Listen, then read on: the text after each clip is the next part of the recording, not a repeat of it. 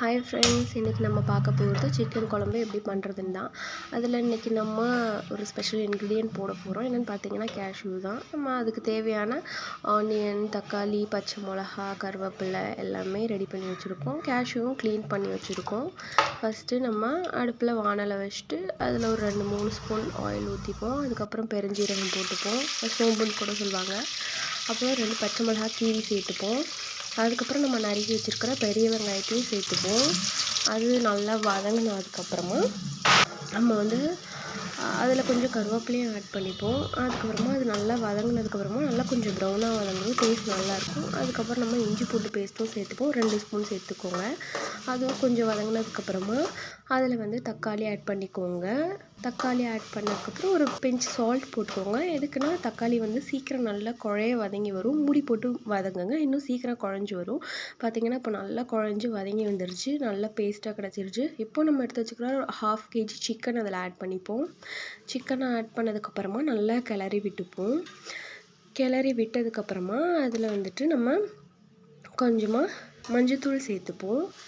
மஞ்சத்தூள் சேர்த்ததுக்கப்புறமா அதில் வந்து நம்ம தேவையான அளவு மிளகாத்தூளும் சேர்த்துப்போம். நான் ஒரு 2.5 டேபிள் ஸ்பூன் போல் போட்டிருக்கேன். எங்கள் வீட்டில் கொஞ்சம் நான்வெஜ் காரமாக இருந்தால் ரொம்ப பிடிக்கும், அதனால் நான் 2.5 டேபிள் ஸ்பூன் போட்டிருக்கேன். நீங்கள் தேவையான அளவு சேர்த்துக்கோங்க. மிளகாத்தூள் ஆட் பண்ணதுக்கப்புறமா நல்லா கிளறி விட்டுக்கோங்க. அதை நல்லா கிளறி விட்டதுக்கப்புறமா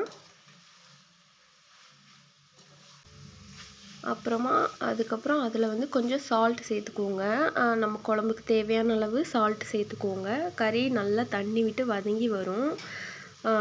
நான் பார்த்திங்கன்னா வீட்டு மிளகாத்தூள் தான் சேர்த்துருக்கேன், வீட்டிலே நாங்கள் ப்ரிப்பேர் பண்ணது.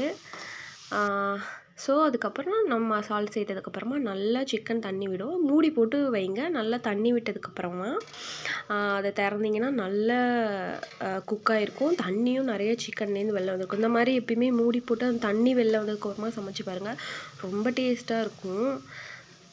பாருங்கள் எப்படி நல்லா எண்ணெய் பிரிஞ்சு வந்து அந்த தண்ணியெல்லாம் வற்றி பார்க்கவே ரொம்ப டெலிஷியஸாக இருக்குது.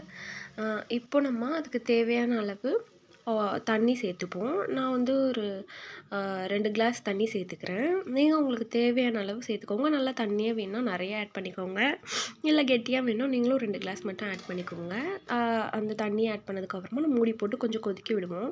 அதுக்கப்புறமா நம்ம இன்றைக்கி க்ளீன் பண்ணி வச்சுருக்கிற கேஷ்யூ இருக்குல்ல, அதை எடுத்து ஆட் பண்ணிப்போம். இது வந்து ட்ரை கேஷ்யூ இல்லை, எங்களுக்கு பச்சையாக கிடச்சிது, அது நாங்கள் க்ளீன் பண்ணி இதில் ஆட் பண்ணியிருக்கோம். அதுக்கப்புறம் நல்லா 20 மினிட்ஸ் போல் குழம்பு நல்லா கொதிக்கட்டும். நல்லா திக்கான கன்சிஸ்டன்சியில் இந்த மாதிரி வந்துடும். பார்த்திங்கன்னா மேலே அழகாக எண்ணெய்லாம் பிரிஞ்சு வந்திருக்கு பாருங்கள். நல்லா சிக்கன் குக் ஆகிடுச்சு, கேஷ்யூவும் நல்லா குக் ஆகிடுச்சு. இப்போ நம்மளோட சிக்கன் குழம்பு ரெடி.